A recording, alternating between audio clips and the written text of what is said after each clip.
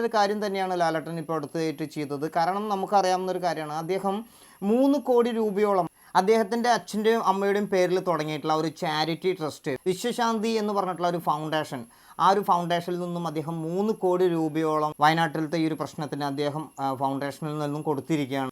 ഒരുപാട് പേര് മന്ത്രിയുടെ ദുരിതാശ്വാസ ഫണ്ടിലേക്ക് സംഭാവനകൾ ചെയ്തിട്ടുണ്ട്. ചിലവർ നേരിട്ടിട്ട് വന്നിട്ട് ഇതേപോലെ തന്നെ അവിടുത്തെ പ്രശ്നങ്ങൾ കണ്ടുകൊണ്ട് വീടില്ലാത്തവർക്ക് വീട് വെച്ച് കൊടുക്കാം, അല്ലെങ്കിൽ സ്ഥലമില്ലാത്തവർക്ക് സ്ഥലം വെച്ച് കൊടുക്കാം, അങ്ങനെ ഒരുപാട് കാര്യങ്ങൾ നേരിട്ടും ചെയ്യുന്നവരുണ്ട്. എന്തൊക്കെയാണെങ്കിലും കേരളത്തിൻ്റെ ഒരു വലിയൊരു കൂട്ടായ്മ, അല്ലെങ്കിൽ ലോകത്തിൻ്റെ തന്നെ ഏറ്റവും വലിയൊരു കൂട്ടായ്മയായിട്ടാണ് ഇപ്പോൾ നമ്മൾ കുറച്ച് ദിവസങ്ങളായിട്ട് കണ്ടുകൊണ്ടിരിക്കുന്ന ഒരു കാഴ്ചകൾ.